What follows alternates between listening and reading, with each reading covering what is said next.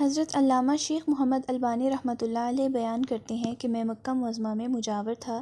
ایک دن ایسا آیا کہ کھانے کے لیے کچھ نہ ملا اور میں بھوک سے نڈھال ہو گیا۔ اسی حالت میں باہر نکلا تو راستے میں ایک تھیلی پڑی دیکھی۔ اٹھا کر دیکھا تو ریشمی تھیلی تھی اور ریشم کی ڈوری سے بندھی ہوئی تھی۔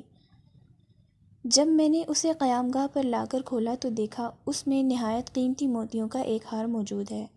بازار نکلا تو دیکھا ایک شخص رومال ہاتھ میں لیے پکار رہا ہے کہ میری تھیلی جس میں موتیوں کا ہار تھا گم ہو گئی ہے، جو صاحب اس کا پتہ دے گا ان کو شکریہ کے طور پر 500 دینار انعام دوں گا جو اس رومال میں بندھے ہیں۔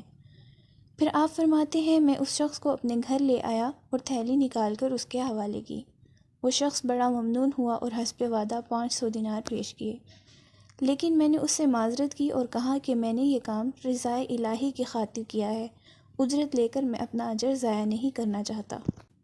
تاہم اس شخص نے ان کو قبول کرنے پر بہت زور دیا، لیکن میں برابر انکار کرتا رہا، یہاں تک کہ وہ تنگ آ کر چلا گیا۔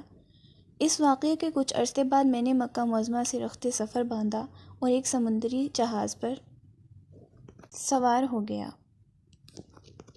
بدقسمتی سے راستے میں طوفان آ گیا اور جہاز ایک چٹان سے ٹکرا کر پاش پاش ہو گیا۔ میرے سوا سب مسافر ڈوب گئے۔ میرے بچنے کی یہ صورت ہوئی کہ تختہ میرے ہاتھ آ گیا اور میں اس پر بیٹھ گیا۔ بہتا بہتا ایک جزیرے کے ساحل تک پہنچ گیا۔ حسن اتفاق یہ ہوا کہ اس جزیرے کے باشندے مسلمان تھے۔ میں وہاں کی مسجد میں ٹھہر گیا۔ لوگوں نے مجھ سے حال دریافت کیا تو میں نے ان کو سارا واقعہ بیان کر دیا۔ لوگ یہ سن کر بہت متاثر ہوئے اور میرے ساتھ نہایت اچھا سلوک کیا۔ بہت سے لوگ مجھ سے قرآن کریم کی تعلیمات حاصل کرنے آنے لگے اور اپنے بچوں کو بھی قرآن کی تعلیمات کے لیے میرے پاس بھیجنے لگے۔ تھوڑی ہی مدت میں یہ لوگ مجھ سے بے حد مانوس ہو گئے اور مجھے اپنا مرشد سمجھنے لگے۔ اس کے علاوہ وہ مجھے کافی مالی امداد بھی دیتے تھے اور دوسری کئی قسم کی خدمات کرنے سے بھی گریز نہ کرتے تھے۔ ایک دن انہوں نے آپس میں کچھ مشورہ کیا اور پھر میرے پاس آ کر کہا، ہماری رائے یہ ہے کہ آپ شادی کر لیں اور یہاں مستقل اقامت اختیار کر لیں۔ میں نے کہا جیسے آپ لوگوں کی خوشی۔ چنانچہ انہوں نے بتایا کہ ہمارے یہاں ایک مالدار یتیم لڑکی ہے، ہمارے خیال میں اس کے لیے آپ سے بہتر شوہر ملنا مشکل ہے۔ اگر آپ رضامند ہوں تو اس سے آپ کا نکاح کر دیں۔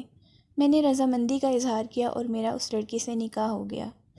جب میں نے خلوت میں اپنی بیوی کو دیکھا تو یہ دیکھ کر حیران رہ گیا کہ وہی تھیلی والا ہار اس کے گلے میں پڑا ہے۔ دریافت کرنے پر معلوم ہوا کہ یہ لڑکی اسی حاجی کی بیٹی تھی جسے میں نے محض اللہ کے لیے ہار واپس کر دیا تھا۔ لوگوں نے مجھے بتایا کہ جب اس لڑکی کا باپ حج سے یہاں واپس آیا تھا تو اپنے قیمتی ہار کے گم ہونے اور پھر اس کے مل جانے کا واقعہ اکثر بیان کیا کرتا تھا اور کہا کرتا تھا کہ جس شخص نے مجھے یہ ہار واپس دیا ہے، ایسا بے نفس آدمی میں نے دنیا میں نہیں دیکھا۔ پھر وہ یہ دعا کیا کرتا تھا کہ کاش اس کی مجھ سے یہاں ملاقات ہوتی تو میں اپنی لڑکی کا نکاح اس سے کرتا۔ پھر آپ فرماتے ہیں کہ اللہ تعالیٰ نے اس مرحوم حاجی کی دعا کو شرف قبولیت بخشا اور لڑکی کا میرے ساتھ نکاح ہو گیا، اور اللہ پاک نے اس بیوی سے مجھے اولاد بھی نوازی۔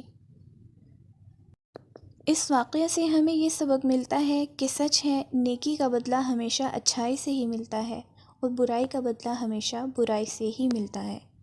جیسا کہ اس واقعے میں دیانت کا بدلہ کیسا عظیم ملا۔ اللہ تعالیٰ نے دنیا میں ہی دکھایا کہ جو امانت دار ہوگا اللہ تعالیٰ غیب سے اس کی مدد فرمائیں گے۔ اللہ تعالیٰ ہمیں اس واقعے سے سبق حاصل کرنے کی توفیق عطا فرمائے۔ آمین۔